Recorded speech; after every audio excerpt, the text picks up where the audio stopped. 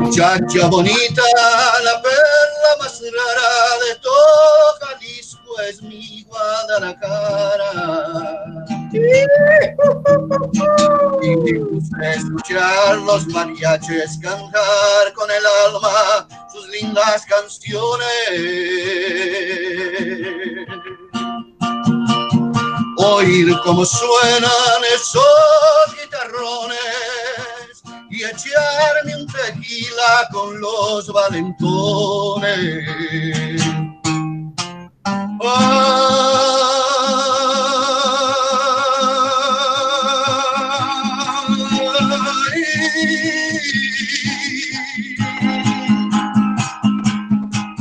Jalisco no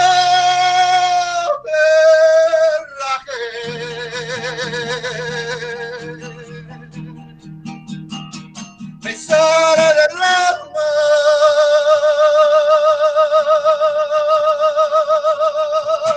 echar con calor, abrir todo el pecho, echar ese grito, que lindo es Jalisco, palabra de honor, abrir todo el pecho, que echar ese grito, que lindo es Jalisco.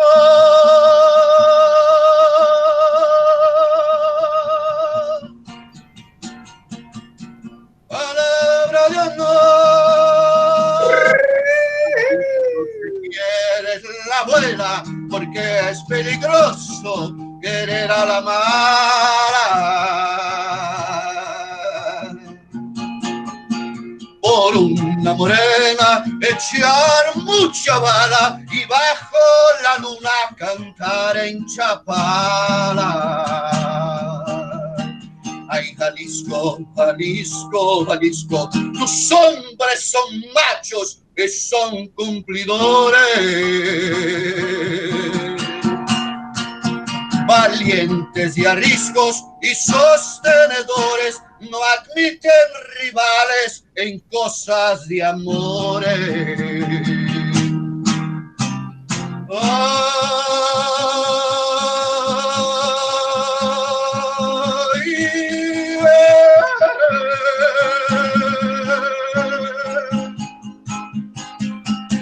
Jalisco, no te rajes.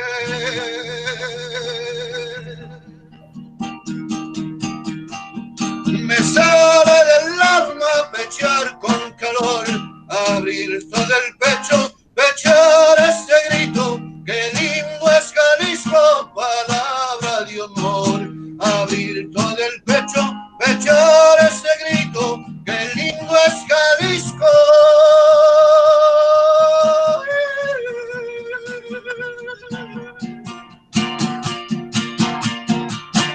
Palabra de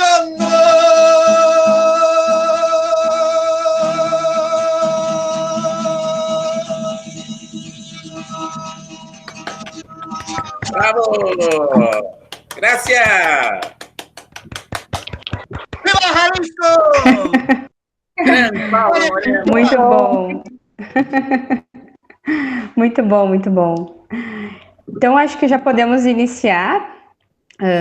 Durante essa apresentação maravilhosa do Pablo, percebi que o pessoal começou a entrar. Todos estão de acordo? Podemos iniciar, professor?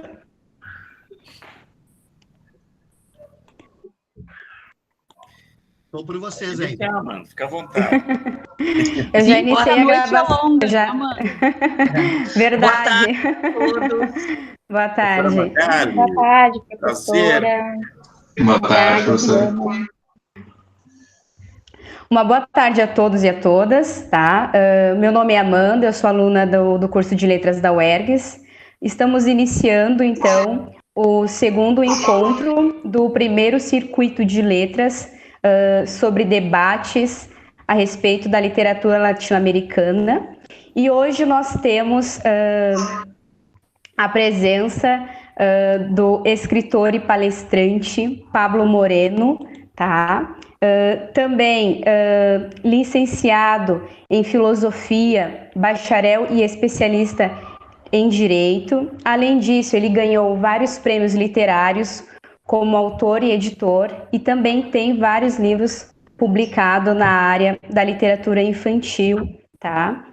E, como palestrante, também nós temos outros 2 convidados, que é o colega Vinícius, do 7º semestre do curso de Letras, também, da Universidade Estadual do Rio Grande do Sul. Ele é bolsista da revista literária Arte UERGS. E a colega Alexandra Barros, acadêmica do 7º semestre do curso de Letras. E a presença também do professor Gilmar de Azevedo, da UERGS, e principalmente o coordenador, a pessoa que idealizou este projeto maravilhoso. E hoje nós vamos falar a respeito de uma obra de um escritor mexicano, que é a obra Chão em Chamas, do autor Juan Rulfo. E agora eu vou passar a fala para esse pessoal que estão bem empolgados para falar deste autor, destes contos. A palavra é tua, Alexandra. Sim, né, amor? Estamos empolgados. Foram dias aí de imersão, de estudo. E espero que a gente possa ter um encontro agradável e leve, que não seja uma palestra, né, mas muito mais um bate-papo, né, um debate. Então, sintam-se à vontade para comentar ali no chat, fazer perguntas, que a gente vai interagindo, certo? Então, é uma honra compartilhar esse espaço com meus colegas, professores, nossos convidados. Agradeço em especial ao professor Gilmar pela oportunidade e pela confiança. Então, vamos falar um pouco sobre a vida e a obra do escritor mexicano Juan Rulfo. Pode passar, né?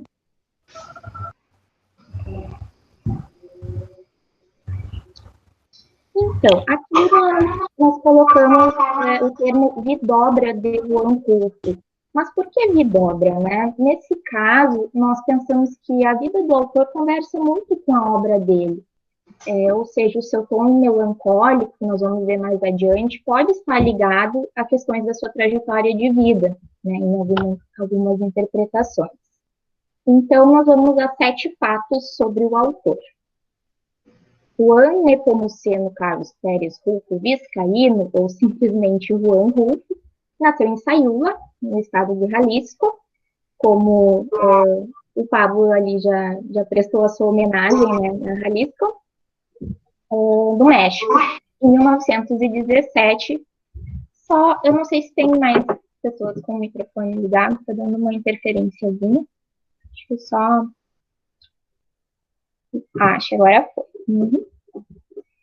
E faleceu aos 68 anos na cidade do México, na mais completa solidão. O seu pai foi assassinado quando ele ainda era criança, durante a Guerra Cristeira, sobre a qual nós vamos falar mais adiante, com palavras de Vinícius. E a sua mãe faleceu 4 anos depois, devido a um ataque cardíaco. Então, ele foi órfão desde cedo, viveu no orfanato, teve uma infância difícil e de luto. Pode levantar, né?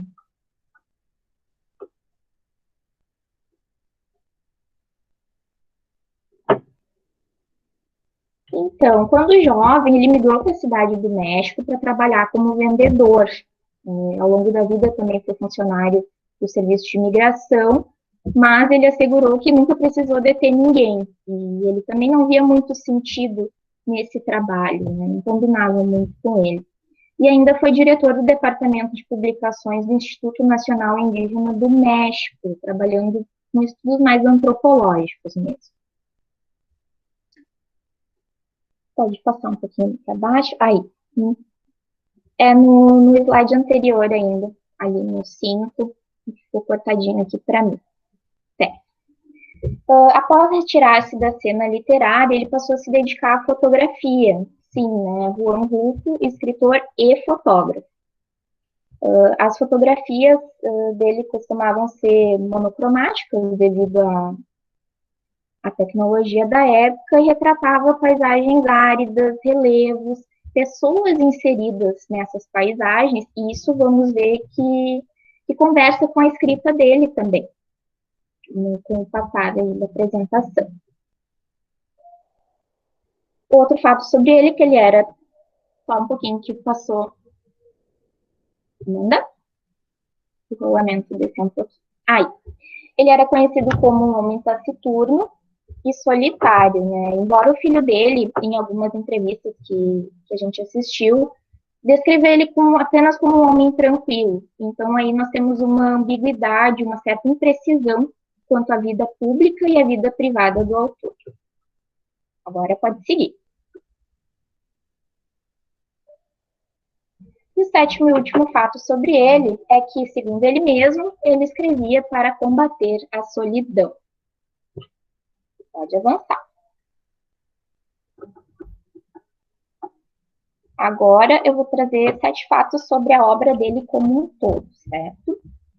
Ele publicou apenas 2 livros definitivos, o romance Pedro Páramo e a coletânea de contos Chão em Chamas, que é a que nós vamos tratar hoje, vamos adentrar, né? Escreveu um terceiro livro, o romance El Hijo del Desconsuelo, assim, isso, esse nome.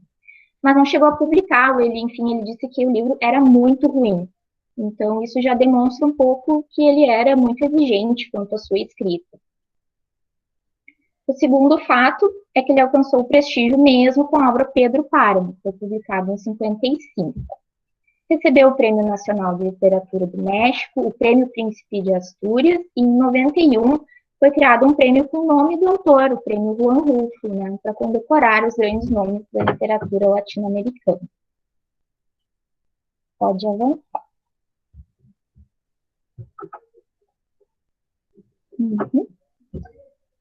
Outra curiosidade é que existem mais páginas escritas sobre o autor do que escritas por ele. Então, são mais de 5.000 páginas entre críticas e teses em variados idiomas e apenas 300 páginas manuscritas dele, né? Então, a gente vê aí uma obra enxuta, mas muito potente. O quinto fato sobre a obra é que o Rulfo trabalhou com escrita antropológica, nos anos em que foi diretor ali, de publicações no Instituto Indígena, e também escreveu roteiros para o cinema. Essa fotinha aqui ao lado tem a capa do livro El Gallo de Oro, que foi o último livro publicado, mas só foi publicado por insistência de um amigo, né? Então foi aquela coisa meio a contragosto. Não gostei muito, mas foi. O sexto fato é que ele também publicou obras de fotografia, como comentei antes, além de escritor, ele também era fotógrafo. E, por fim, depois de 55, depois do lançamento do Pedro Páramo, ele silenciou. Ninguém sabe ao certo o motivo dele ter saído da cena literária, mas ele costumava dizer assim: eu tinha um voo, mas cortaram minhas asas, perdi. E aí fica, né, o questionamento: quem será que cortou as asas do voo? Pode passar, mano.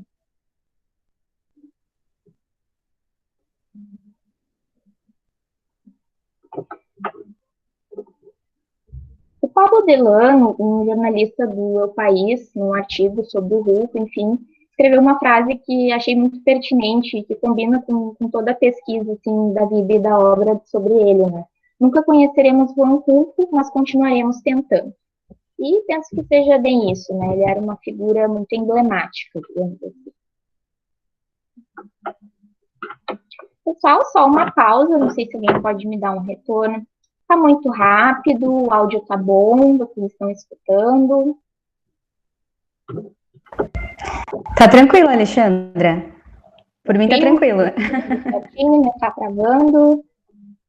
Até quando tu fala aquela parte é engraçado, né, que nós estávamos comentando, que ele é um autor que ele não tem muitos livros publicados, né, e até tu destacou ali em cima que o porquê, como tem tanta coisa, tanta escrita a respeito dele, apesar de ele não ter escrito tanto quanto, né, e aí a gente fica perguntando o que será que tem nessa obra, principalmente na que ele ganhou um prestígio maior, a Pedro Páramo, que alcançou essa universalização maior, né? Qual que é o status que ela deu para ele nesse sentido, né?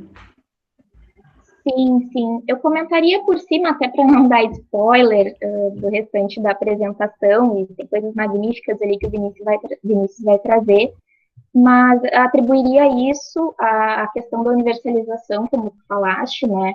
Como ele consegue ser regional e universal ao mesmo tempo, e por também usar as técnicas de escrita de vanguarda, né, muito à frente do seu tempo. Então, ele foi inovador nesse sentido.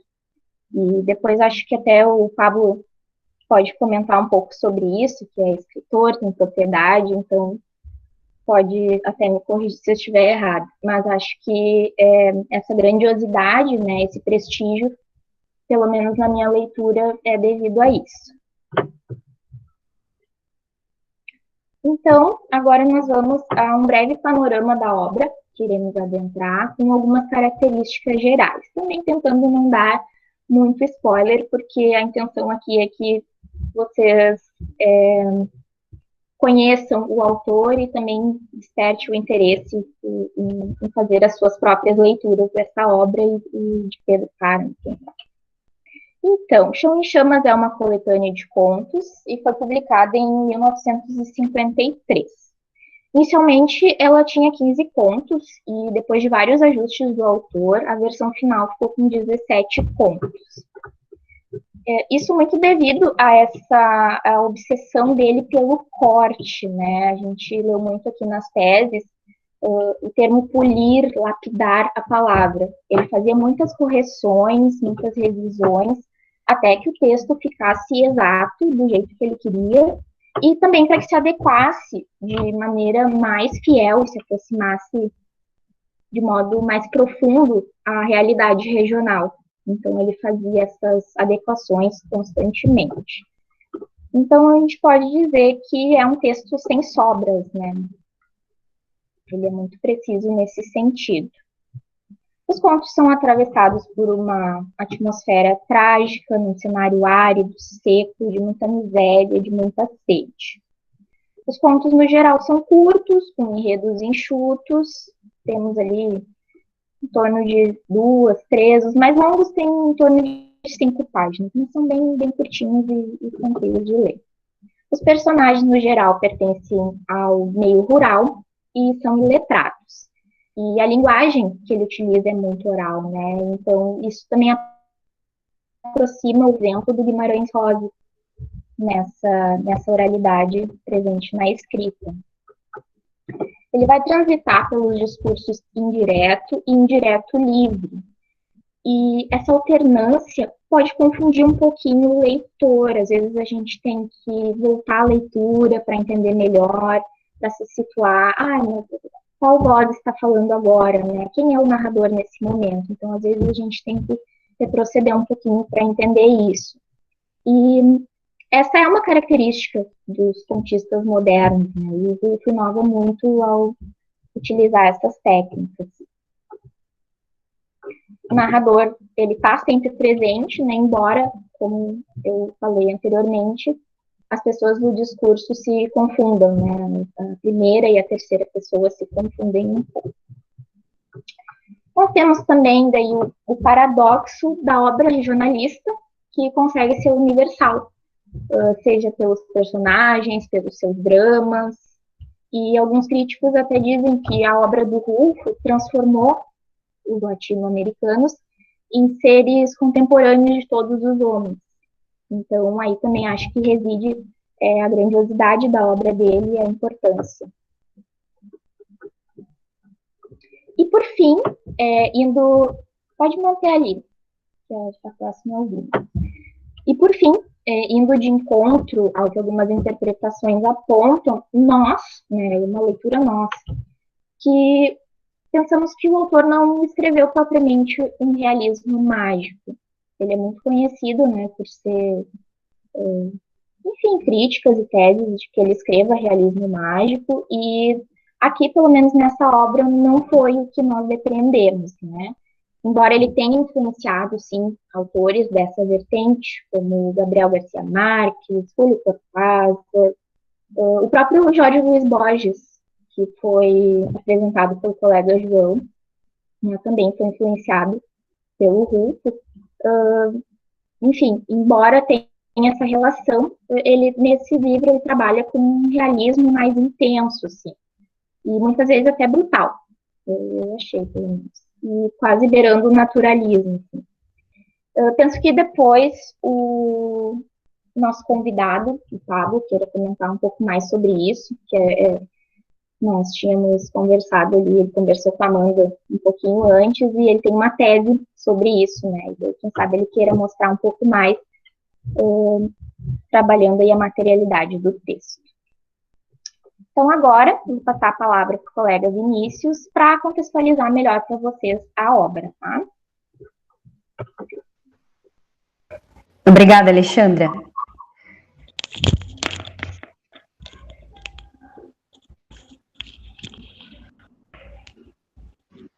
Obrigado pela palavra, Alexandra. Quero agradecer também ao professor Gilmar pelo convite de participar desse evento incrível, que é o primeiro circuito de letras que a gente está tendo na universidade, e também a todos os presentes que disponibilizaram tempo para vir aqui acompanhar essa palestra. Muito obrigado.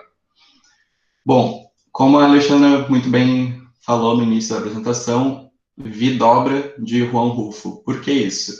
Bom, basicamente, ele viveu num período histórico muito rico para o México, então ele traz muito desse conteúdo rico em história para suas obras.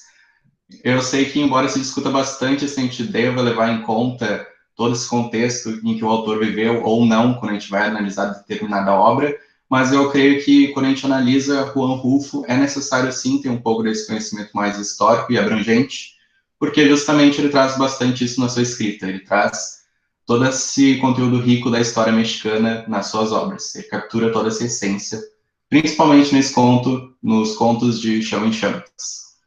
E, basicamente, esse período histórico em que ele viveu traz dois grandes momentos. O primeiro deles é a Revolução Mexicana e a Guerra Cristera. Bom, mas o que seria a Revolução Mexicana? Basicamente, o início dela começa com o governo de Porfírio Díaz, depois que o México se tornou independente. Ele quis crescer economicamente o país e trouxe isso, realmente ele conseguiu fazer com que o México aumentasse suas riquezas e trouxe mais estabilidade política para o país. Só que, infelizmente, quem sofreu nesse processo todo foram as camadas mais pobres da sociedade. Os camponeses, os indígenas e toda essa camada mais marginalizada, das minorias. Então, o modo como esse governante fez para trazer as riquezas para o México foi investir muito na agricultura. Só que, ao invés de investir para que os camponeses tivessem mais terras e trabalhassem mais, ele tirou esses pedaços de terra que eles tinham e começou a dar para fazendeiros. Então, os fazendeiros começaram a virar os donos dessas terras, que antes eram mais comunitárias, a população usava com mais facilidade, e depois se tornou uma propriedade privada desses grandes fazendeiros. Então, essa população foi afastada das suas terras, mas, ao mesmo tempo, começaram a trabalhar para esses fazendeiros, em questão de dívidas. Eles começaram a trabalhar para pagar as dívidas que eles tinham com o fazendeiro. Então, basicamente, eles perderam a terra, mas continuaram ali, só que trabalhando de uma forma subdesenvolvida e até um pouco escrava para esses fazendeiros. Então, esse foi a grande marca do governo Porfírio Díaz no México. E isso não agradou essa população que viu as suas terras sendo perdidas e começando a trabalhar desse modo mais escravo. Então, isso começou a gerar revolta em toda essa parcela da população. Com o tempo, vieram oposições para o governo do Díaz, e principalmente nas figuras dos líderes populares Pancho Villa e Emiliano Zapata. Esses eram os grandes líderes dos camponeses. E mais na cidade, quem se tornou referência nessa luta contra o governo do Díaz foi o Francisco Madero.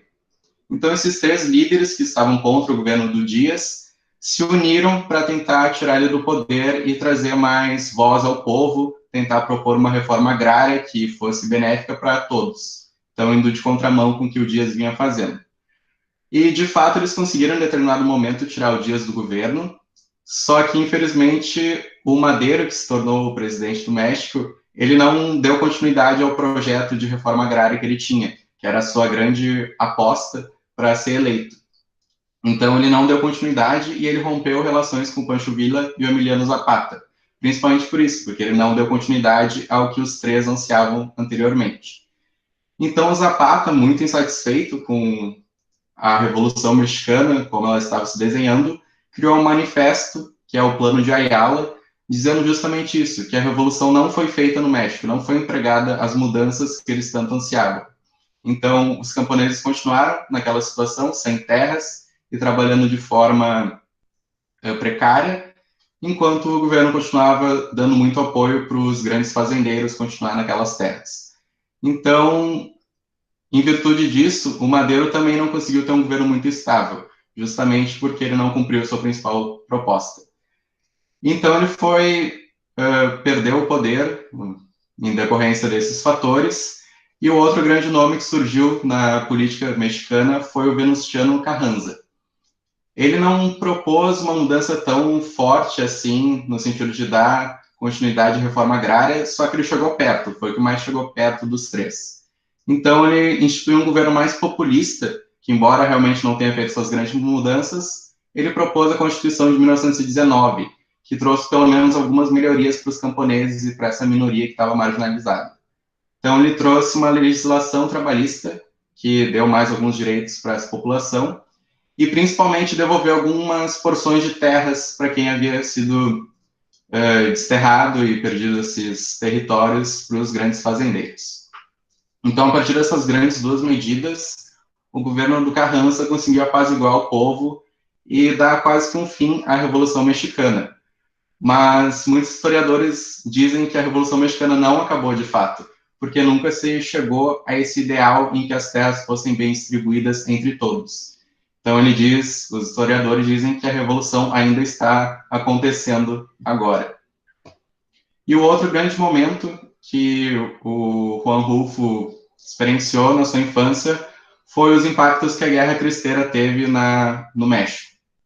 Basicamente, a guerra começou em virtude da Constituição de 1917, porque tinha alguns artigos ali que propuseram que a igreja tivesse menos influência no país. E isso causou uma revolta por parte da população, porque a igreja começou a retalhar esses decretos e fecharam templos e cultos, e isso gerou uma revolta na população que chegou até um confronto armado entre eles. E nesse palco de disputa entre a igreja e a Constituição, muitas cidades foram afetadas por essa disputa armada, principalmente Jalisco, né, o estado, que ficou bastante devastado. E justamente Jalisco era onde o Juan Rulfo viveu a sua infância. Então ele vivenciou essa parte da Revolução com bastante precisão. E até ele conseguiu transpor o estado de Jalisco na cidade de Comala, na obra mais famosa dele, o Pedro Páramo, justamente retratando esses incidentes que houveram no estado, em virtude da guerra. Então, basicamente, esses são os dois grandes eventos históricos que influenciaram bastante as duas obras de Juan Rulfo, a Revolução Mexicana e a Guerra Cristera. Pode passar, mano. E da obra em questão, que a gente veio falar nesse evento, é O Chão em Chamas, e ela abre com o conto E Nos Deram a Terra. Então, só pelo título, a gente já consegue perceber que o contexto desse conto vai ser pós-revolução, quando a Constituição já tinha sido aplicada e algumas parcelas da população já tinham tido as suas terras restauradas. Basicamente, o conto narra a trajetória de 4 sujeitos, um narrador e mais 3 homens, enquanto eles percorrem essa extensão de terra que eles haviam recebido do governo, em virtude dessa quase reforma agrária que foi feita. Mas o grande problema e a grande ironia desse conto é que a terra que eles receberam era totalmente infértil. Então, o conto se desenvolve basicamente nisso, nesse trajeto deles, do início ao fim da Chapada, que é essa terra que eles ganharam, e a gente vai acompanhando através da descrição do ambiente, como era esse México, na questão mais física dele, e também como essa descrição física transpõe várias simbologias sobre como estava o México nesse contexto pós-revolução. Tem alguns trechos aqui separados. O primeiro deles tem a relação com o calor, como era bastante quente essa região do México.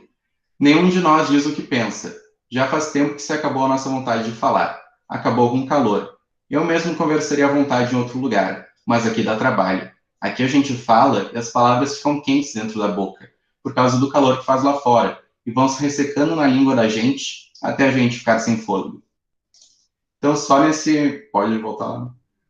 Só nesse trecho da obra já é bem destacado o quão quente, o quão difícil é viver nessa região do México, que é a Chapada, o ambiente protagonista desse conto.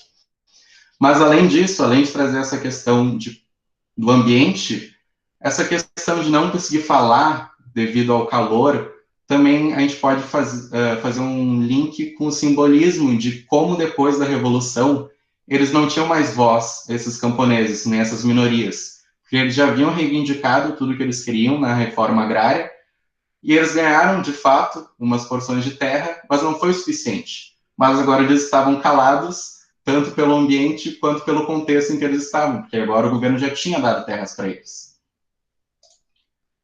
Além disso, eles também têm um trecho que fala: cai uma gota d'água, grande, gorda, fazendo um furo na terra e deixando uma placa como se fosse uma cusparada. Cai sozinha. Nós esperamos que continue caindo mais e buscamos com os olhos. Mas não tem mais nada. Não chove. E a gota caída, por engano, é comida pela terra e desaparece em sua sede. Aqui, novamente, ele traz o ambiente que esses personagens estão para fazer um simbolismo também com a questão da revolução. Porque essa gota, ao mesmo tempo que poderia representar uma mudança na chapada, ela poderia trazer a chuva e aquela chapada ter um terreno mais fértil, mas não é isso que acontece. Cai uma única gota que já logo é engolida por essa terra tão seca. E ao mesmo tempo, em que retrata tudo isso o elemento mais natural, também simboliza como a revolução veio cheia de ideias para trazer essas mudanças no México, mas de fato foi como se fosse só uma única gota de esperança que logo foi sugada por todas essas questões que foram os desdobramentos da revolução, que de fato não trouxeram essas mudanças. Então a esperança que poderia vir com a revolução não aconteceu, assim como essa gota não trouxe um ambiente melhor para essas pessoas que haviam ganhado essas terras. E o tom irônico que também estabelece esse primeiro conto está bastante presente num diálogo em que esses protagonistas travam com o delegado da cidade em que eles estavam, que foi quem deu a terra para eles. Vou ler o diálogo agora. O delegado fala assim: não vão se assustar de ter tanto terreno só para vocês. É que o Chapadão, senhor delegado, são milhares e milhares de alqueires, mas não tem água, nem mesmo para um gargarejo tem água. E o temporal? Ninguém disse a vocês que iam ganhar terras de irrigação. Assim que chover por lá, o milho vai se levantar como se tivesse alguém esticando. Mas, senhor delegado, a terra está ressecada, dura. A gente acha que o arado nem entra nesse pedregal, que é a terra do Chapadão. A gente vai ter de abrir buracos com a enxada para botar a semente, e nem assim dá para nascer coisa alguma, nem milho, nem nada, nem coisa alguma. Então faça uma reclamação por escrito. Agora podem ir embora, vocês têm de atacar o latifundiário, não o governo que lhes dá a terra. Então aqui já fica bastante presente esse tom irônico que tem na obra, e pessimista, justamente porque agora que eles, enfim, haviam recebido um pouco de terra, essa terra não era o que eles esperavam, não atingiu a expectativa deles. Eles estavam com terra, mas era um chapadão infértil, seco, e que não possibilitava com que eles se estabelecessem ali ou tivessem qualquer proveito daquela terra. E isso a gente também pode fazer um link com a questão do chapadão representar a condição social desses habitantes do México, porque eles haviam ganhado terra, mas eles continuavam à margem da sociedade, porque a elite, os grandes fazendeiros, continuavam no mesmo lugar, no mesmo prestígio social, enquanto essas pessoas que agora, mesmo tendo a terra, não tinham ascendido socialmente, continuavam presos nesse sistema. E, por fim, o conto fecha com eles terminaram de passar pelo Chapadão e foram para uma cidade próxima em que tinha água, longe da terra. E, enfim, o narrador fala, para terminar o conto: a terra que nos deram está lá no alto. Então, nesse final, já mostra como eles não vão utilizar aquela terra. Então, também traz esse tom pessimista, como se toda a revolução que toda essa luta que eles tiveram fosse em vão, porque eles atravessaram, metaforicamente, o chapadão do início ao fim, assim como a revolução do início ao fim, mas não trouxe benefícios para ninguém, e aquele chapadão continuou lá, assim como a revolução continuou lá, para a gente refletir sobre isso. Realmente mudamos? Até onde a gente chegou? O que a gente conseguiu alcançar com tudo isso? E como a obra é pessimista, a gente pode perceber que não alcançamos muitas coisas com isso.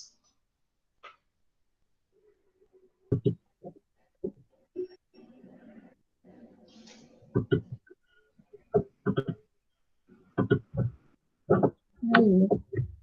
Obrigada, Vinícius.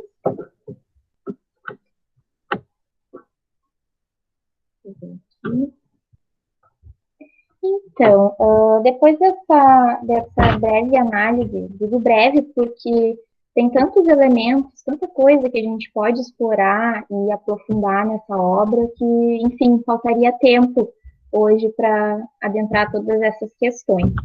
Então, eu vou fazer algumas considerações, né? Não chega a ser uma análise, mas considerações sobre o conto Chão em Chamas, né? O conto homônimo que dá nome ao livro. Pode seguir, Amanda.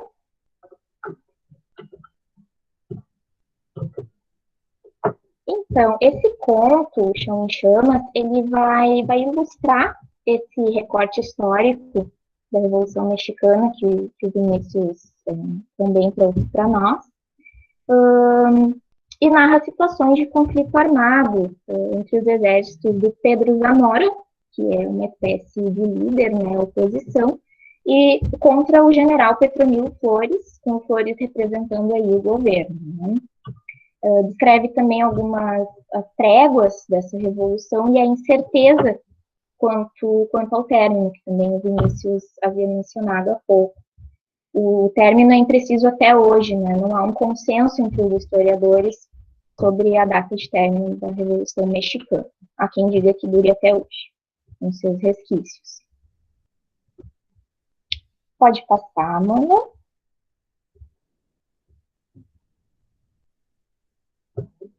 Então, assim, na nossa interpretação, claro, nós gostaríamos de chamar a atenção para uma interpretação de que nessa narrativa, nessa realidade, não há mocinhos, né? Os dois lados vão cometer crimes, queimar vilarejos inteiros, roubar moças, como mencionado ali mais ao final, e aí dá para inferir muitas coisas sobre esse roubar moças, né?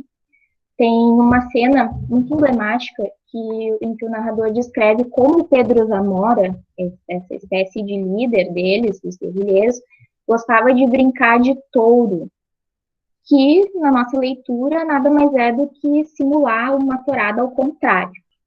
Quero ler um trechinho para vocês sentirem um pouco, para ilustrar isso. Queimamos o rancho Café-Comate e ficamos lá brincando de touro.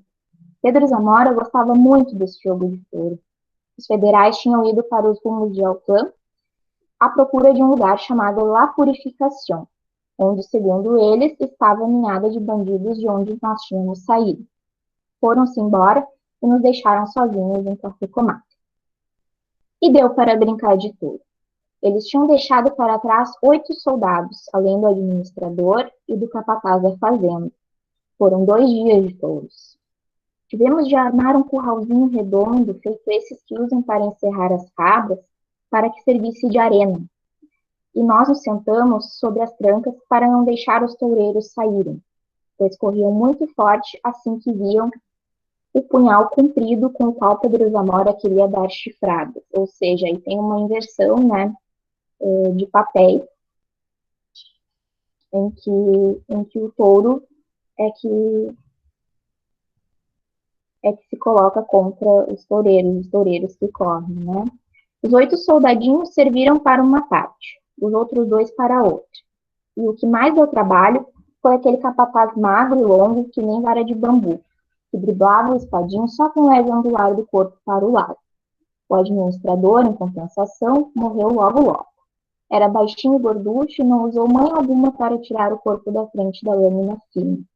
morreu muito calado, quase que sem se mexer, e como se ele próprio tivesse querido se atravessar.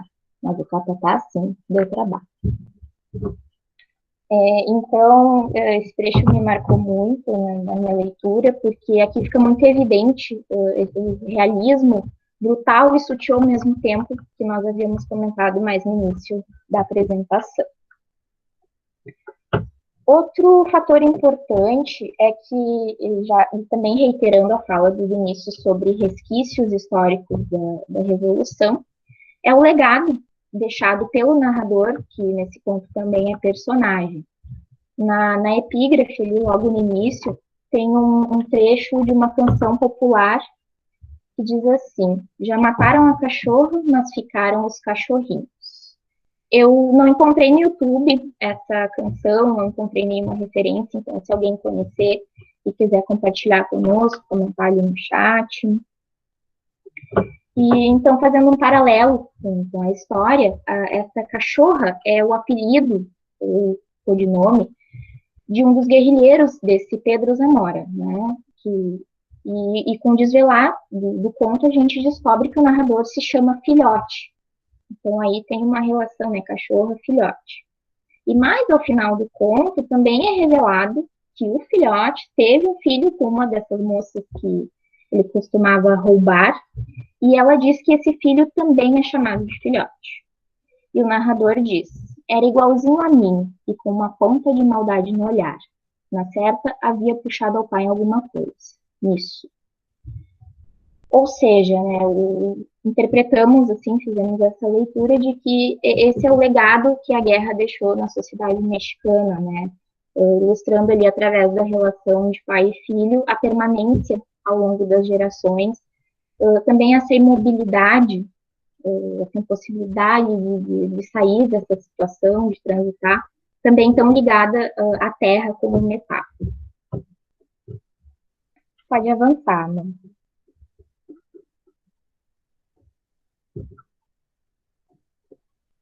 Sobre o título, nós gostaríamos de fazer uma consideração,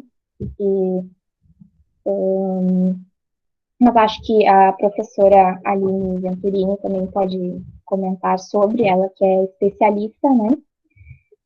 No original, Llama em Llamas, e aí vai depender da variação do espanhol utilizada, né? Porque em alguns lugares vai se ler llano, em outros llano, enfim.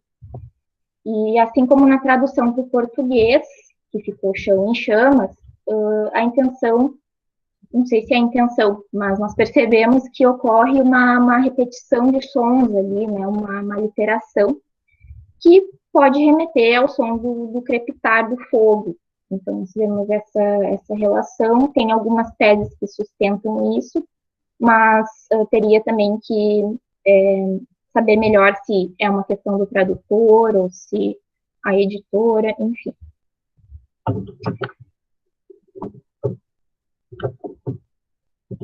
Até eu não sei, a professora depois se quiser ter algum comentário, porque eu vi que llano pode ser melhor traduzido como plano, planície, algo assim, mas que a palavra chão, apesar de não ser exatamente nesse sentido, pode ter sido escolhida para manter aí o efeito estético. E por fim, verdade, acredito que seja isso mesmo, porque também pode ser traduzido por suelo, né? Suelo. Uhum. Para dar a sonoridade do fogo crepitando. Também de uma terra em constante conflito social também, de problemas. Exato. Ai, que bom, a professora até já comentou aqui. Então. E, por fim, eu gostaria de ler um trecho que eu acho que ilustra muito bem esse conto e esse nome, Chão em Chamas, o livro como um todo, como se fosse, assim, uma espécie de fotografia. A gente, quando lê essa passagem,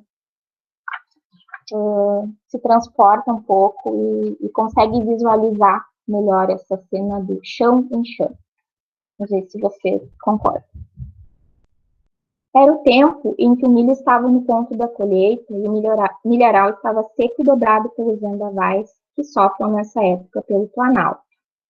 Assim, era muito bonito ver o fogo caminhar pelo pasto, ver o chapadão quase inteiro transformado em pura brasa. Naquela queimada, com fumaça ondulando para o alto, aquela fumaça cheirando a garapa e a mel, porque o lume também tinha chegado ao canavial.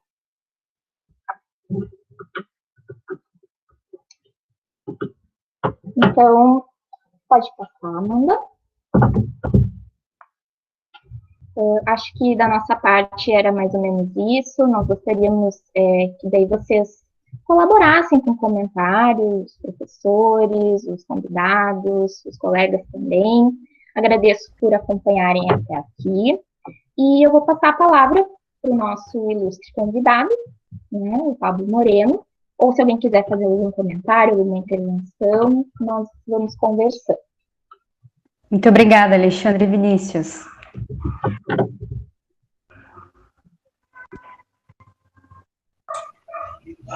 Muito bem, comigo então? Agora é contigo. Tudo contigo, Pablo. Pechar con calor, abrir todo el pecho, pechar este grito, que lindo es Jalisco. Palavra de honor. Muito bem, muito interessante, muito adequadas conversas. Mediadora Amanda, Alexandra, Vinícius, obrigado, professor Gilmar, por essa oportunidade. Eu fui professor de espanhol durante muito tempo, no Garra, aqui, até nós nos conhecemos, né? Morei na Argentina, e a minha primeira leitura do Juan Rulfo foi no ensino médio, né? O último ano do ensino médio que eu fiz na cidade de Córdoba, Argentina. Então, agora foi um prazer relê-lo. Mas, como eu sou escritor e eu vivo de livros, eu trouxe 3 livros aqui antes da minha fala, para a gente ter mais controle do tempo, mas nós vamos fazer perguntas, é uma gincana, professor Gilmar. Quem responder primeiro, leva o chat. Falando nisso, Amanda, Alexandra, eu coloquei o link ali del corrido, já mataram la perra, pero quedaram los perritos. Muito obrigada, Pablo. Eu até encontrei, mas não tinha certeza, né? Então. Você deve ter procurado em português, aí tu não ia achar, né? Coloquei La Perra, mas eu não tinha certeza se era a música, né? Porque, enfim. Não... É um corrido, é um tipo de repente mexicano. Bom, primeira pergunta sobre literatura. Excelente o pessoal ali, parabéns. Gilmar já falou, eu estou falando, Alexandre e Vinícius. Que bom ver alunos assim, dedicados, né, Gilmar? A gente fica encantado, né? Pablo, antes de você fazer o sorteio aí, uma das características desse projeto, dessa ação de extensão, é exatamente esta, é que os alunos, que os nossos acadêmicos do curso de letras sejam os protagonistas. Em primeiro lugar. Em segundo, os convidados como você, assim, que abrilhantam o nosso evento, como a professora Aline Venturini já o fez no primeiro encontro, né? Mas isso mostra o quão a UERGS está preocupada com as letras, que o nosso curso está preparado e formando ótimos profissionais, ótimos professores, né? É um encantamento. E, aproveitando, tem esse tempo agora de excepcionalidade, que podemos usar essa ferramenta, né? E uma lacuna que nós temos aí com relação à literatura latino-americana. Então, acho que todos vocês estão aproveitando bem, isso que está apenas na metade, né? Agora é contigo, Pablo.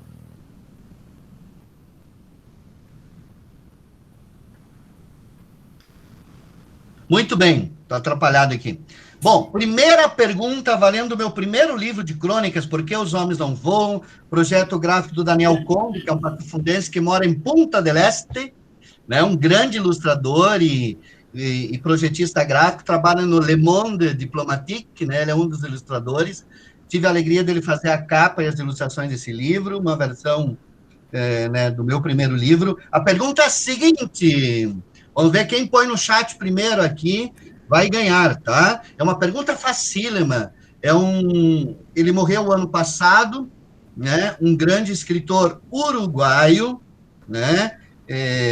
Tem um livro muito famoso, usado em todos os cursos, que é As Veias Abertas da América Latina. Quem é ele?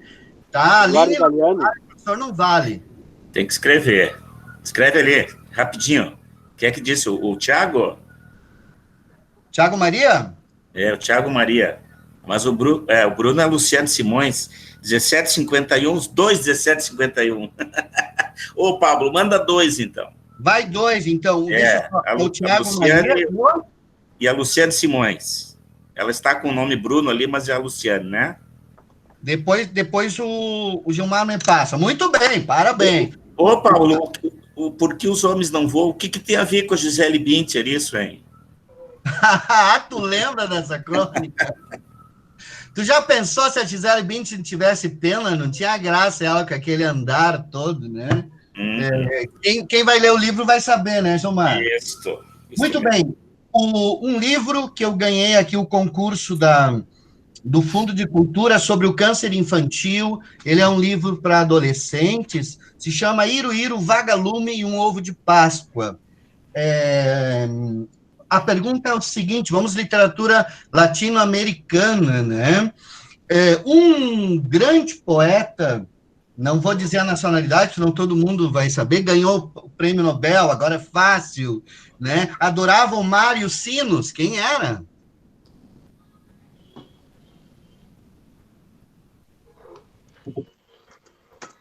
Thiago já respondeu ali. O Thiago não vale de novo, né? De novo.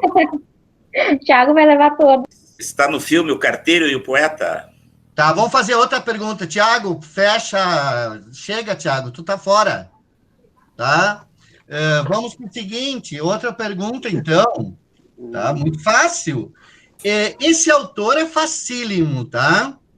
Ele está homenageado no livro O Nome da Rosa. Ele é o bibliotecário no Nome da Rosa, e o Humberto Eco fez uma... Bruno Borges, ótimo. Borges. Mas Bruno ganha o Iruíru. Eu já ganhei, eu me abstenho. A Luciana já ganhou. O segundo que respondeu aí. Quem que foi o segundo? Mas esse quem deveria ganhar... Eu. Amanda, então tá. Jorge Luiz Borges. Amanda fica com o Iruíru. Gilmar, depois tu me passa o endereço. Pessoal, esse livro é ilustrado por um grande ilustrador. Amanda, passa. Um grande ilustrador espanhol, eu sou editor desse livro, Dona Gambá e a Coisa, é uma história acumulativa, divertidíssima para contar para as crianças, acabou de chegar da gráfica, está novinho, divertidíssima, tá? E a pergunta é a seguinte, literatura latino-americana, né? Latino-americana, vamos ver aqui, deixa eu ver, vamos para uma grande letrista, tá? Que é a autora dessa música aqui, ó, uma grande letrista. Gracias a la vida que me ha dado tanto, me ha dado la risa e me ha dado... Violeta Parra. Mercedes é a intérprete. Quem que falou Violeta Parra? A Fanny. Muito a bem. Fanny está aí. A Fanny. Oi, gente. Professora Fanny Tessler. Violeta Parra, maravilhosa. Ela é autora, mulher, durante a ditadura, fez muitas músicas enfim, a Mercedes Sosa cantou, e depois que nós tivemos um letrista como prêmio Nobel, agora a letra de música é literatura também, Gilmar. Aliás, esse é um tema para discutir, né? Sim. Está falando do Bob Dylan? Exatamente. Deu um celeuma entre os escritores, morrendo de ciúmes, né? Porque o Bob Dylan, mas eu acho que todo trato com a palavra é literatura. Mas vamos lá, pessoal. Juan Rulfo é, com certeza, para mim, é o maior autor latino-americano de todos os tempos, ou até agora, né, que a gente sabe.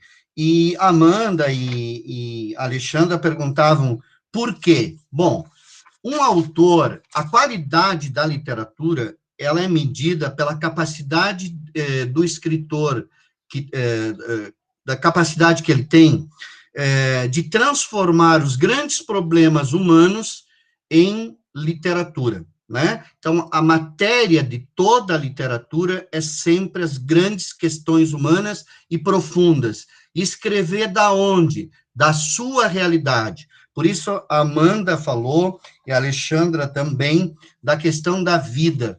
Então, o autor, ele é grande, ele é importante, a literatura tem qualidade, quando ele consegue, a partir da realidade da sua aldeia, colocar os grandes dilemas humanos, como a morte, como o sofrimento, como a violência, como a solidão, como o amor, como a religião. Agora, só colocar isso na sua literatura não basta. Ele tem que saber usar a forma mais adequada para dizer aquilo que diz. Porque literatura só é literatura por causa da forma, né? Então, a forma, ela é a mais adequada para conduzir aquele conteúdo. E o Juan Rulfo conseguiu, então, essa qualidade, trabalhar grandes questões humanas, né? A violência, a morte, o amor, o sofrimento, essas questões fundamentais que são comuns ao ser humano. Partir da sua realidade, como o Vinícius falou muito bem, da sua história, daquilo que ele conhecia, da sua terra, do seu meio, né? Não inventar coisas do outro mundo, não, ele partiu daquilo que ele conhecia muito bem. E depois, usar a palavra da melhor forma possível para transformar aquilo. Isso só se chega com grande esforço de qualidade e de dedicação para trabalho com as palavras. Existe um grande mito, né, de que existe talento. Vocês vão me desculpar, quem está aí ainda acredita em talento. Talento não existe, tá? O que existe é uma aptidão que você tem, e essa aptidão você leva ao máximo, ao trabalhar o máximo. E eu gostaria de usar, para justificar o Juan Rulfo, esse livro do Luiz Antônio de Assis Brasil, que é um grande escritor gaúcho, né, de oficinas literárias, ele citando também um autor latino-americano, que é o Alejo Carpentier, que diz o seguinte, o Alejo Carpentier, no livro Entrevistas, não creio que o escritor possa ser um personagem diferente dos demais. Não creio que seja um ungido, nem um privilegiado pelo destino. É homem de vocação, isto sim, é a vocação. O amor a um trabalho determinado o leva a aperfeiçoar seu ofício e, em certos casos, a se sobressair, dando-nos obras excelentes. Mas o mesmo acontece no mundo dos ebanistas, né, que trabalham com madeira, dos músicos de orquestra, dos esportistas. Como se ama o que se faz, trata-se de trabalhar o melhor possível, nada mais. Então, eu gostaria de citar isso para a gente justificar a qualidade a pergunta que a Alexandra tinha feito, né? Por que o Juan Rulfo é tão importante, apesar de poucos livros? Porque ele conseguiu esta qualidade, de trabalhar ao máximo o texto. Eu li em alguns artigos que tem um conto que ele tirou uma época, né? Agora eu não me lembro, depois colocou de novo, e ele fez 52 ou 53 modificações no texto, e sempre cortando e substituindo palavras por palavras mais exatas. Eu, numa conversa que eu tive com a professora Vera Aguiar, acho que da PUC, né? Da URGS, a gente conversando com uma pesquisadora que trabalha a gênese do texto, se descobriu o texto do Érico Veríssimo, um parágrafo em que ele descreve a cidade de Santa Fé, Gilmar, que tem também mais de 50 versões diferentes de um único parágrafo. Então, vejam vocês, estudantes de letras, como escrever com qualidade é trabalho, né? É revisar, procurar a palavra certa, o ritmo certo, a sonoridade. Então, é trabalho, é dedicação, é isso que faz os grandes escritores. Tu ia falar, Gilmar? O conto é Passo do Norte. Passo do Norte. Ah, muito bem. Depois de várias retaliações, ele reincluiu na edição de 1970. Mas o nosso João Antônio também reescreveu o conto Casa de Loucos, segundo ele, quase 500 vezes. Nossa. E aí os nossos alunos, né, Gilmar, a gente corrige as monografias, os textos, 2, 3 vezes, na terceira já está cansado, né? Quem é aluno... Mas, de novo, vou ter que reescrever. Bem, uma das discussões que existem com relação a Juan Rulfo é a questão do realismo mágico, né? Como foi criada essa categoria que surgiu lá na Alemanha, né, para falar das artes plásticas, né, com Franz Roh, e depois isso foi aplicado à literatura, e eles usaram, sobretudo nos livros do Gabriel Garcia Marques, e aí a crítica achou essa categoria tão bonita e começou a enfiar todo mundo, segundo o meu parecer e as minhas leituras para esse encontro, começou a colocar todo mundo, inclusive o Juan Rulfo ali, como um autor de realismo maravilhoso, né, que era uma tentativa dos escritores latino-americanos em criar uma literatura focada um pouco na realidade latino-americana, com fundo histórico, e, ao mesmo tempo, olhando aquele imaginário maravilhoso descrito nas cartas, por exemplo, de Pero Vaz de Caminha, aqui nós temos, mas outros viajantes que conheceram a América descreviam as maravilhas, o ouro, né, a beleza da natureza, os encantos, os monstros escondidos na floresta, enfim, e esse mágico foi para a literatura, muito da literatura americana. Latino-americana, mas não é o caso desse livro especificamente, que eu acho que ele é realismo absurdo, né? E em vez de tomavam como referência do realismo mágico o livro A Metamorfose, né, que há essa mudança fantástica do personagem, eu acho que ele se parece muito mais com o processo de Kafka, no sentido de que vão acontecendo coisas reais, são coisas que acontecem na realidade, que podem acontecer, mas que são absurdas, né? Então, eu não achei ninguém que chamasse dessa maneira, mas se eu fosse um estudioso, eu chamaria esse livro do Juan Rulfo de realismo absurdo. Não tem nada de mágico, não tem nada de impossível, estranho, sobrenatural, por exemplo, que tem lá no 100 Anos de Solidão, né, o padre Nicador Reina, que toma um chocolate e levita, né, então, nos contos do Rulfo não tem essa coisa da transcendência, né, do mágico, de virar um monstro, né, o Labirinto do Fauno, por exemplo, né, que é maravilhoso e que traz realmente um realismo mágico e maravilhoso. O Rulfo não, o Rulfo é real, é vida, é magnífico isso, né? De ele conseguir fazer esses contos desta maneira.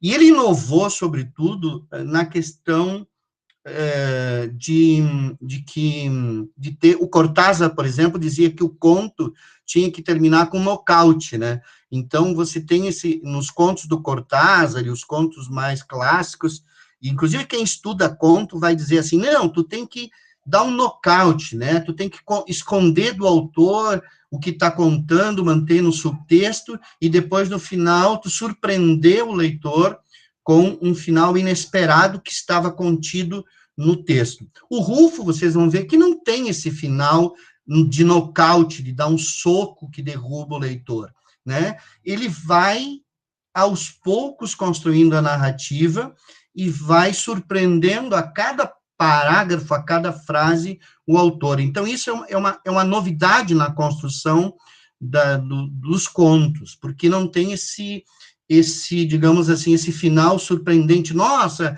era isso que então estava acontecendo, né? Por exemplo, o professor Gilmar, o conto da Lígia Fagundes Telles, né? Venha ver o pôr do sol, que começa bonita, é um casal que vai ver o pôr do sol, e no fim dá aquele soco no leitor, e você diz, meu Deus, mas era isso então que estava acontecendo. O Rulfo não tem isso, né, Gilmar? Não sei se tu concorda comigo. Concordo. Nós já sabemos onde ele vai chegar. Tem um conto bem legal da Clarice, que é A Galinha, que segue essa mesma linha. A gente começa a ler a história da galinha, e aí no final, a galinha morta. É comida no domingo, no almoço e domingo. É, esse mesmo. Afinal, ela não conseguiu chocar o ovo, né? Não foi mãe, então não servia mais. Né, Gilmar? Ô, Gilmar, que a Cíntia Moscovitch, que não nos ouça, né? Fez uma bela cópia, né? Bom, discute-se, né? Discute-se. Vamos deixar fora, não vamos entrar nessa discussão aqui. Mas, então, isso é uma coisa muito surpreendente dele, eu digo assim, ó. Microfone, Pablo. Isso é surpreendente e não é qualquer contista que consegue, por exemplo, manter o leitor preso para uma história que ele já sabe como finaliza, né?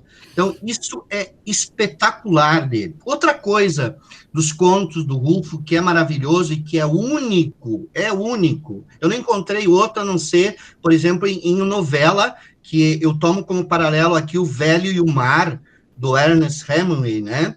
Ou o Moby Dick, por exemplo, também, é que não tem um antagonista definido. E quando se define o conto, e eu sou cronista, e os professores vão dar conta e já dizem assim, bom, primeira coisa, vamos fazer o seguinte, para diferenciar crônica de conto, é que conto tem um personagem, tem um antagonista, né, e tem um conflito, que no fim se realiza ou não se realiza. Bom, essa tese aqui não vale, porque não tem antagonista, né? Não tem um antagonista tradicional, né? Então, não tem o Coringa do Batman, né? No conto, que é, inclusive, a jornada do herói, que é a gente vai ver isso quando estudar literatura. Não sei se ele já tem essa categoria, Gilmar, me dá apoio aí. Sim. Sim, já tem. Sim, tem. Sim. Bom, na jornada do herói, o herói... Pablo, tem um componente chamado Introdução aos Estudos Literários. Quem ministra é a professora Ana Morinha Bueno Costa, trabalha com a trajetória do herói. E na introdução à crítica literária também. O herói precisa ter um antagonista, né? Ele precisa voltar à sua aldeia como vencedor, né? E aqui, nesses contos do Rulfo, por exemplo, o antagonista, para mim, é a natureza. E cada conto vai ter um elemento da natureza, né? Eu não consegui fazer essa análise em todos os contos, mas, por exemplo, no contos que o Vinícius trouxe, o antagonista é o calor, o sol escaldante. É esse o antagonista dos personagens, né? No conto Luvina, eu vou mostrar para vocês, vai aparecer muito o vento, né? Eu vou tentar compartilhar aqui para vocês verem como esses antagonistas nesses contos, então, isso é uma novidade dele, né? Vejo que o Pablo ele tem certas dificuldades aqui. Não. Eu tirei o meu espelhamento para você conseguir, tá? Bom, se nós voltarmos, por exemplo, estão vendo? Sim. Bom, se a gente vê, por exemplo, o primeiro conto, E Nos Deram a Terra, a gente vai ver o sol, né? E ali vai aparecer várias vezes o sol, aqui, ó, nesse assador escaldante, querem que a gente plante semente, né? Como o Vinícius falou, ali o sol resseca a boca, o sol cansa eles. Então, o antagonista neste conto é o sol, né? Se nós formos, por exemplo, no conto Luvina, é o vento. Olha a quantidade de vezes que aparece a palavra vento, ó. Um vento que não deixa, aqui aparece ar, aqui aparece vento, aqui aparece vento negro, aqui vai dizer que nunca vai ter um sol azul, né? E aqui, ó, só se ouvia o vento, e ele vai falando do vento que é o personagem terrível desse conto, né? Então, vamos comentar um pouquinho desse conto Luvina, porque aqui o personagem, o narrador, ele tem aquela característica de ser um narrador em primeira pessoa, e ele vai falar aqui de 15 anos Na verdade, só vamos fazer um pouquinho para o pessoal que talvez não tenha o conto aqui. O personagem narrador, ele está num bar, né? Ele esteve na cidade de Luvina há 15 anos atrás. Ele é um professor, a gente vai saber ao longo do texto, e chega outro professor ali que está indo para a mesma cidade, ele conta a sua ida para a cidade. Por que esses 15 anos, segundo a pesquisa que eu fiz aqui no Chandra Bhushan, né? Porque em 1923, quando assumiu os governos liberais, que o Vinícius falou ali, eles mandaram os professores para criar uma unidade nacional. Então, foi esse professor que é o narrador, ele foi há 15 anos atrás.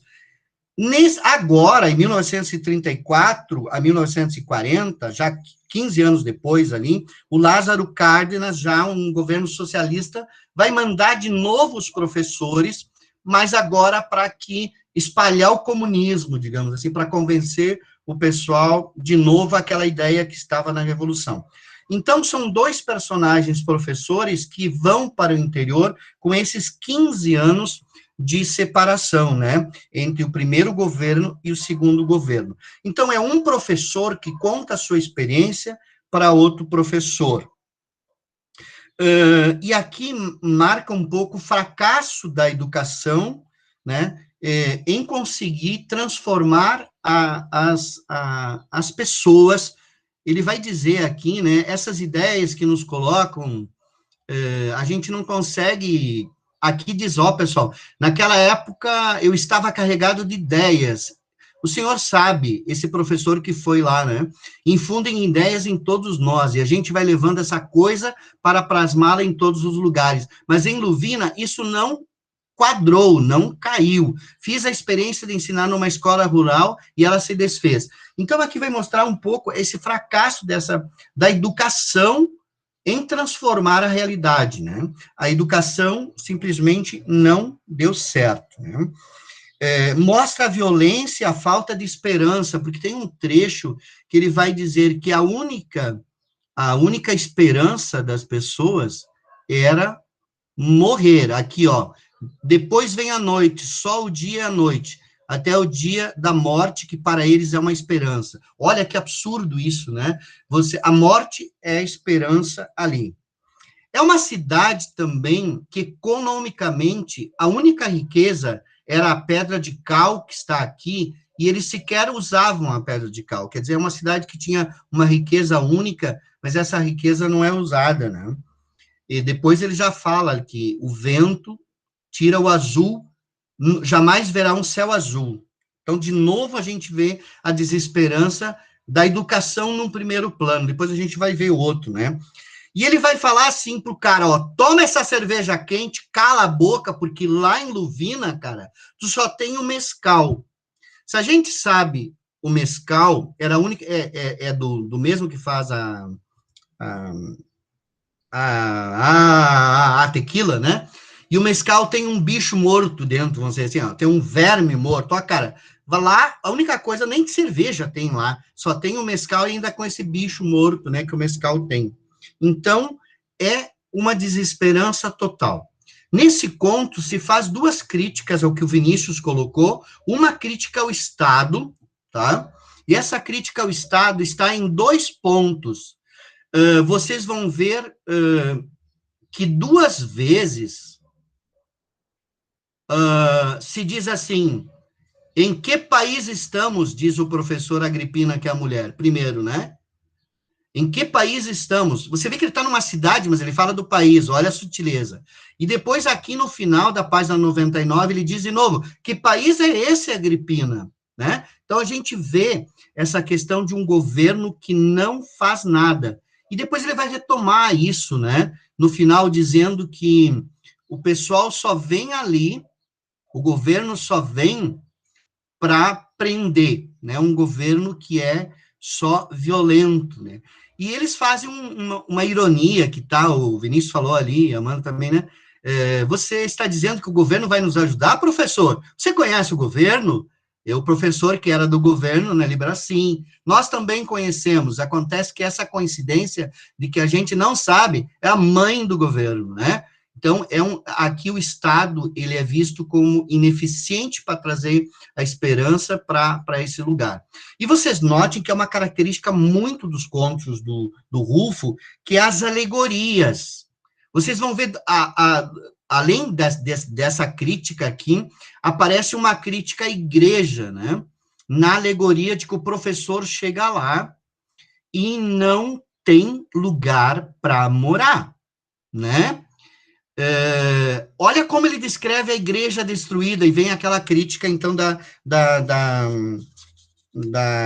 guerra cristina, né, da Revolução Cristina. Olha como ele descreve a igreja, olha a crítica. Era um galpão vazio, sem portas, só com os socavões abertos e um teto destrambelhado por onde o ar entrava como se fosse uma rede. Essa é a igreja em ruínas que está ali, também é a igreja que não serve para nada, né, no México, que não ajuda em nada e tampouco ajuda as pessoas. É incrível também que ele fala da desesperança, né, que ele vai dizer aqui que só tinha velhos, em Luvina só moram os velhos, muito velhos, veja que ele reforça, e os que ainda não nasceram, e mulheres sem forças, quase travadas de tão magras. As crianças que nascem foram embora, né? Então, só tem velhos, mulheres muito débeis e velhos, porque as crianças, assim que crescem, elas vão embora, né? E ele diz assim, dão um pulo do peito da mãe para o enxadão e desaparecem de Luvina. É assim, então não tem experiência nenhuma. E vocês vão ver que essas mulheres, elas estão numa atividade inútil, né? Uma atividade inútil, porque a gente já sabe na descrição, eu vou passar aqui porque o nosso tempo está indo, que não tem água lá, né? Tem muita pouca água. E o que fazem as mulheres desde cedo? Figuras negras sobre o negro fundo da noite. O que vocês querem? O que procuram a essa hora? Uma delas respondeu, vamos buscar água. Então, as mulheres, elas têm uma atividade que não serve para nada. Por isso é absurdo esses contos. Elas ficam buscando uma coisa que não existe, né? Como o Manuel de Barro fala do menino que carregava água na peneira, né? Então, Luvina é isso, e a educação é isso. E esse professor que vai para lá vai encontrar isso, vai encontrar uma educação sem esperança, uma terra sem Estado e uma terra sem igreja, né? Sem a igreja simbolicamente ali na alegoria ou metáfora da igreja destruída que serve para morar. E vocês notem que como é que termina esse texto, olha só, né? Olha como termina o texto. O professor que está ali, né, que a gente espera que ele esteja entusiasmado, alegre, feliz, ele não responde em nenhum momento para o narrador, ele segue tomando sua cerveja quente, ele não fala nada, né? E o narrador fala com ele, não dá bola nenhuma, e olha como é que ele termina, pessoal. Olha o professor que está indo para lá. O homem que olhava os bichos de luz que estavam morrendo na lâmpada, recostou-se sobre a mesa e adormeceu. É esse professor totalmente desmotivado que está indo para essa terra sem esperança, sem igreja, sem Estado, com mulheres que buscam água que não existe. Bem, vamos para o outro conto, pessoal, que é o conto que está antes, mas eu quis falar porque o Vinícius, sobretudo, abordou bastante essa questão de Estado, e a gente tinha falado da questão da obra, que eu confundo Amanda e Alexandre. Foi a Alexandra que fez essa questão, né, que ele trabalhou muito nos contos dele, a questão da realidade mexicana, né? Esse conto, ele é incrível, tá? Ele é incrível. Por quê? Ele é uma das poucas obras que trata de moral e de economia num conto. Nós temos isso muito raramente, por exemplo, na obra Os Miseráveis, né? Não, é antes aqui. Na obra Os Miseráveis, em que o personagem rouba para... Aqui está. É que somos muito pobres.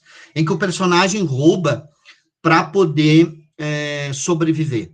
E aqui nós vamos ver, a Aline vai confirmar isso, eu sei, a tradução não dá todo o peso, antes se discutiu essa questão, na verdade, Llano é chapadão, seria um chapadão, é que somos muito pobres em espanhol. Essa forma, queridos alunos da UERGS, quando se fala em espanhol, es que, a gente está dizendo uma resposta para uma pergunta, tá? Então, quando eu digo assim, por que está triste, Pablo? Es que se murió mi vaca. Então, o conto está dizendo, isso que acontece aqui é porque nós somos pobres, né? Como é que está meu tempo, professor Gilmar e tudo? Acho que pode seguir. Posso seguir uns 5 minutos, porque esse conto é maravilhoso. Pode seguir. Bem, primeiro é um narrador, Amanda, obrigado. O narrador, ele é um menino que está vendo a sua irmã, né? Ele conta a história da sua irmã e a tragédia que é ser pobre, de como a economia, a situação econômica, nos faz fazer escolhas morais, que é o que está lá nos Miseráveis do Victor Hugo também. É que o personagem tem que roubar, né? Ele tem que roubar, o Jean Valjean, né? Roubar pão para alimentar os sobrinhos, e aí vai vir a tragédia da obra, né? Então, a economia nos condiciona, não determina, mas nos condiciona as nossas escolhas morais. E esse livro vai dizer isso, né? O conto já começa falando, ó, aqui de tudo vai mar a pior, né? Então, já põe o clima todo. A minha tia morreu, agora começou a chover, o rio está crescendo, e ele vai falar assim, as minhas irmãs se perderam, viraram pirurras, que são putas, porque elas não tinham dinheiro, então a única coisa que elas podiam ser era putas. Meu pai fez de tudo para elas não ser putas, não teve jeito, mas meu pai teve uma grande ideia, ele comprou uma vaca para Tátia, e sim, agora com uma vaca, ela vai achar um belo partido, né?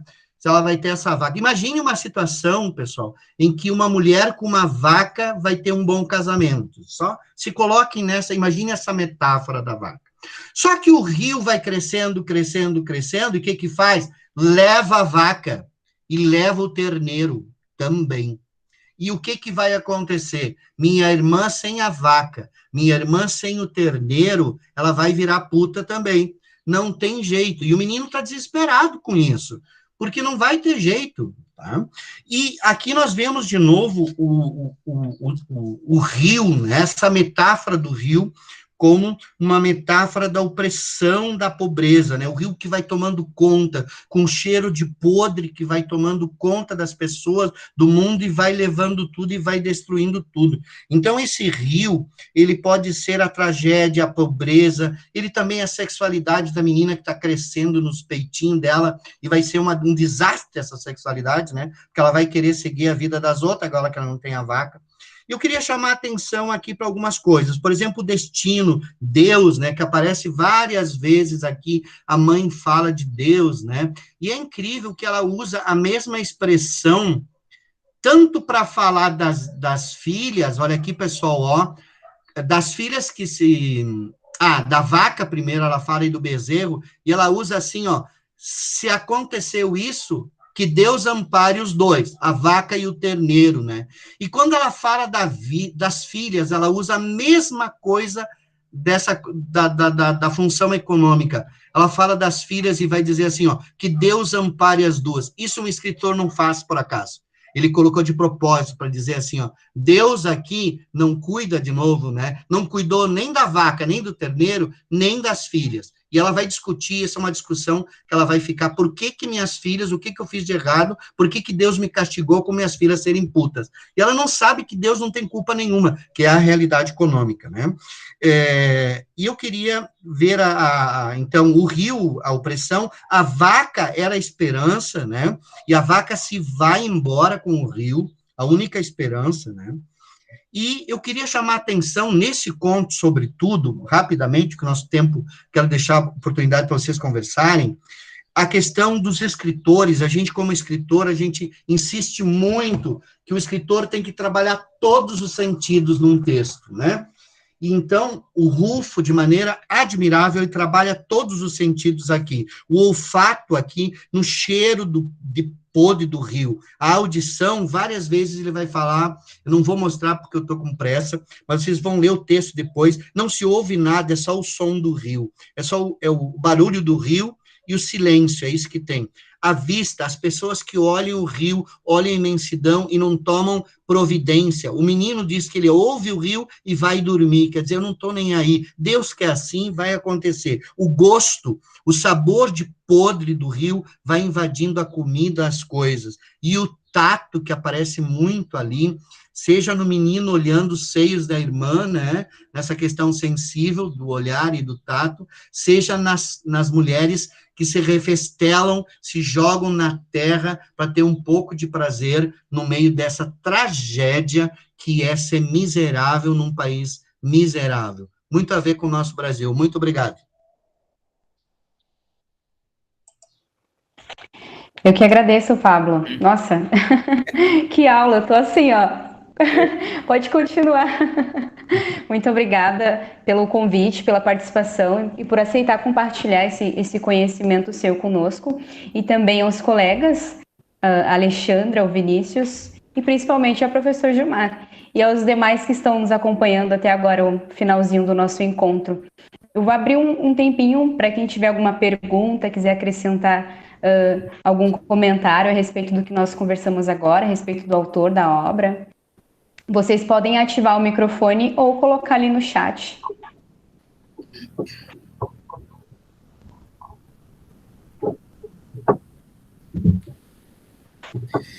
Enquanto se organizam aí, eu estava lendo na biografia do Juan Rulfo que ele estudou em Guadalajara até os 15 anos. E ele teve um preceptor, um professor, padre Irineu, que naquele educandário era um censor, mas era um censor muito especial para ele, porque ele marcava obras que deveriam ser proibidas para os outros, mas ele ficava para ele essas obras, né? E como o Juan Rulfo era um dos prediletos dele, por ser um menino abandonado, muito sensível, muito triste, muito melancólico, então tinha contato com essas obras. E eu sempre fico pensando que os escritores se conhecem, os escritores conversam, e um lê o texto do outro, e um vai influenciando o outro, né? Então, ele tinha mais ou menos, ele estuda nessa escola até os 15 anos, ele nasceu em 1917, então 15 anos dá 27, mais 5, 32. Pessoal, 32, nós tínhamos no Rio Grande do Sul, começando a trilogia do Gaúcho a Pé, o Ciro Martins. 2 anos depois, nós temos ali os Ratos do Dionélio Machado, né? Nós temos lá no Nordeste, em Alagoas, o Graciliano Ramos. Em 1933 já saía Caetés, 34 Angústia. Vidas Secas é de 1938. Nós temos um pouquinho perto dali já o João Cabral do Melo Neto. Isso sem falar nos autores argentinos, uruguaios, chilenos, né? O Juan Rulfo era muito amigo do Pablo Neruda, do Gabriel Garcia Marques, do Julio Cortázar. Aliás, esses autores admiravam o jeito cortante do Rulfo de escrever, né? Então, tudo que foi falado aí pela Alexandra, pelo Vinícius, pelo Pablo, nos trazem um autor ímpar, singular, não só no estilo enxuto, objetivo, claro, uma linguagem que não precisa de glossário, né, totalmente entendível, com uma natureza sempre presente, com personagens que se completam no sentido que não são um contra o outro, todos estão à mercê de um governo corrupto, de um governo elegível, sim, revolucionário, sim, mas inoperante, e diante de um Estado tão pobre e tão grandioso como o México, né? E na região onde ele está, Jalisco, onde aconteceram essas 2 grandes revoluções, é o epicentro dessas 2 grandes revoluções. Então, eu acredito muito nesse pezinho, né? Continuando nesse pezinho, Notem que Sagarana, do Guimarães Rosa, é de 1946. E notem que Grande Sertão Veredas, do Guimarães Rosa, é de 1956. Então, vocês viram que um está muito perto de Chão em Chamas e o outro está muito perto de Pedro Páramo, né? E aí entra aquele narrador. Ontem à noite, eu e a Alexandre estamos conversando sobre esse narrador, né?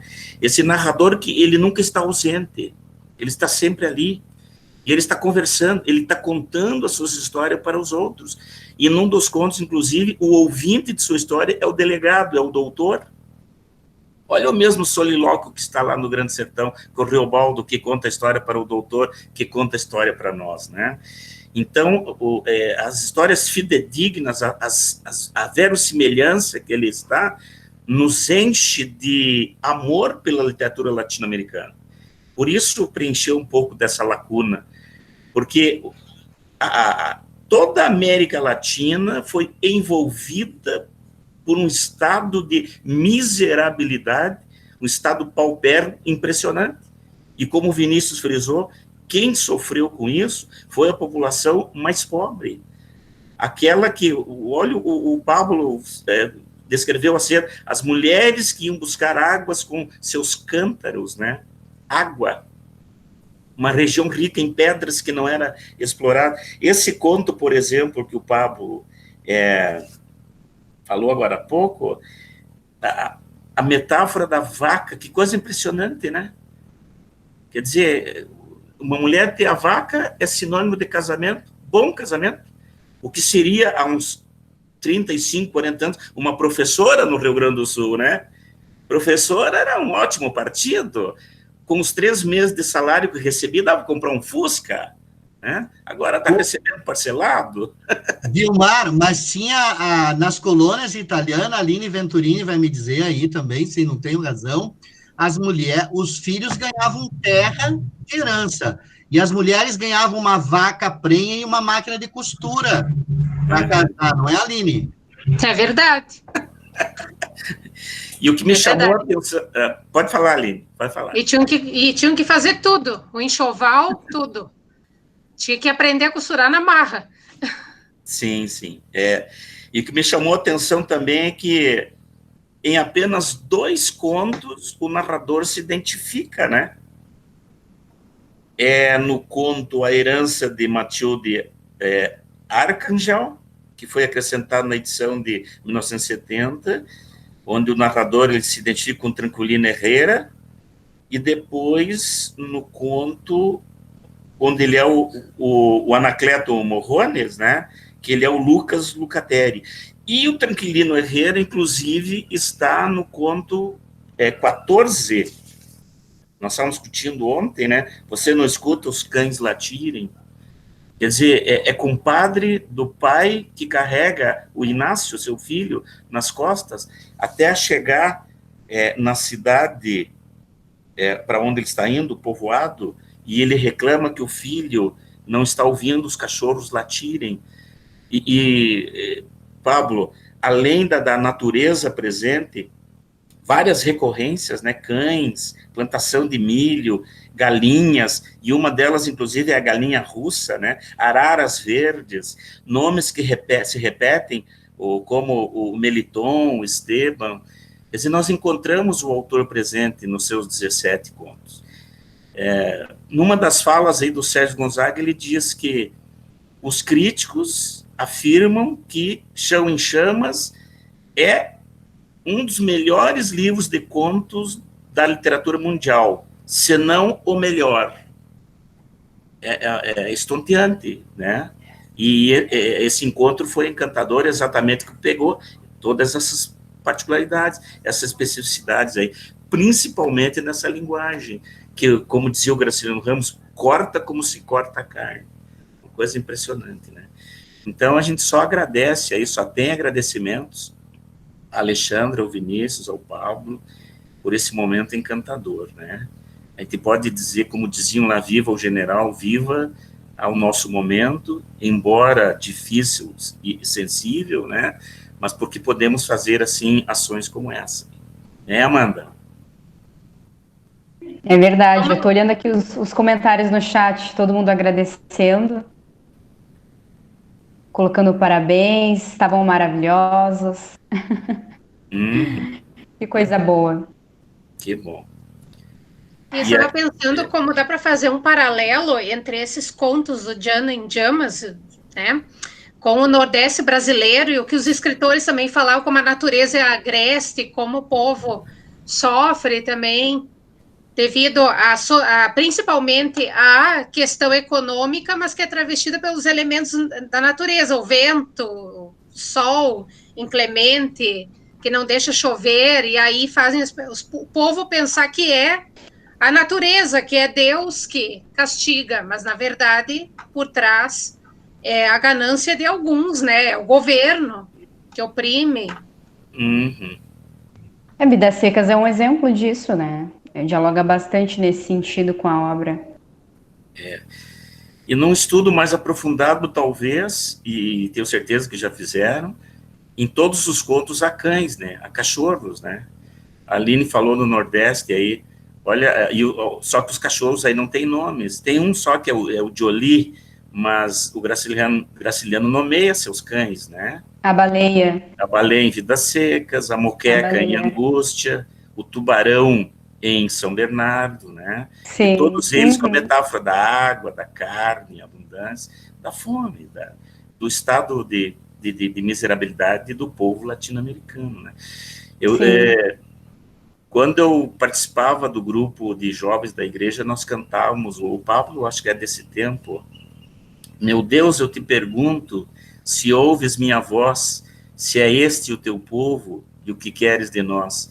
Milhões de homens pobres, porque poucos têm demais, somos um supermercado para as multinacionais. Eu era jovem e o Juan Rulfo estava, nessa época, quase morrendo, né?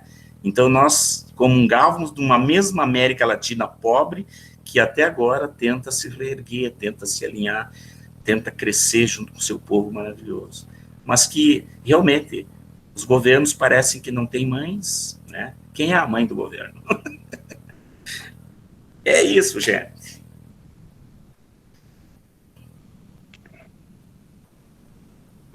Acho que podemos encerrar.